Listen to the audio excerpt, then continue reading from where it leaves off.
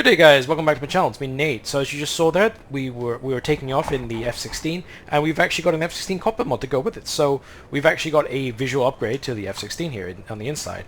Now there are limitations. In fact, there are fairly large limitations to this mod. Firstly, no joystick or throttle indications on the inside, and of course, none of the gauges actually work, except the artificial horizon there, and several other weapon limitations as well. So the cannon works, if I just give it a quick burst. So that works. I think it uses the A10 sound. Let me just go outside and look there with a quick burst there. Yeah, so it's kind of awesome. But if I go to the weapons HUD display, and if I hit the weapon cycle, which is D, there is no cycle. And if I go back to the external, you'll see that I'm actually carrying AMRAAMs. Yeah, just to demonstrate the weapon drop. So it's got sidewinders, and that's kind of it, and guns. So really only good for just sort of making films, or if you just want to fly around. If you ever wanted to know what BMS would look like in DCS, or if you like, you know, by that I mean what an F16 would look like in DCS, this is what it looks like, and it looks pretty darn good. So I have hopes in the future. Now this aircraft has another operational limitation, and that is that below 400 kilometers per hour, or mid that range, the flight model starts behaving a little weirdly. So right now I'm doing about 970, and it handles okay. I mean, it's doing a bit of oscillation because I'm forcing it to, but when you get lower, the aircraft acts a little bit strange, presumably because of the flight model limitation, or maybe it's just not edited properly. So I advise you to keep the speed high. Now the sidewinders do work, and they do lock, and I don't need to override it. So all you gotta do is go to sidewinders, mouse over, pull the trigger when you hit the with the tone. So that's pretty rewarding. So I'm just gonna quickly shoot down this bear. Here we go. It's gone down. Fire off another round just for luck. And there goes the bear. So there's also functional ground weaponry, which I will quickly go through in the second part of the video. So while this thing goes down. Alright guys, now the ground pounding stuff.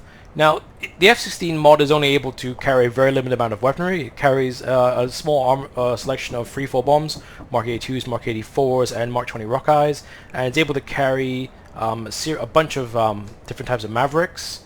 So here I've got, if I go to ground mode, I've got B for bombs and Mavericks. So if I go to my external view, you can see I've got a combination of both. The Mavericks can be mounted in pairs or singles. I can't remember which pylons are which, but they're pylon limited. So let's quickly test out the Mark 20s. Now it has only got CCIP mode, and it's a little bit trickier to use than I think the NATO ones tend to be, especially in BMS. It also uses the main weapon release trick key, not the pickle key you're normally used to, because of the way that it's using a Russian avionics system. So let's go into a quick dive and get our bombs off on this thing. You can see the full line there.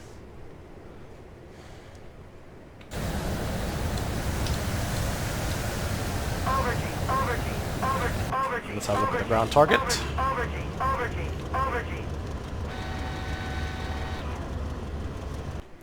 So that wasn't my best ground attack, but now we're going to finish off that T-72 with a Maverick. So it's automatically gone to Maverick. As you see there, after the bombs are all gone, you bring up the TV guided part of the Maverick by bringing up the Cheval. So you can see there a Cheval floating camera from the H-25 floats onto the screen. You aim it just like a Cheval. And let's mouse over to the T-72. There it is. We've locked onto it. So let's go outside and have a quick look. And the rifle.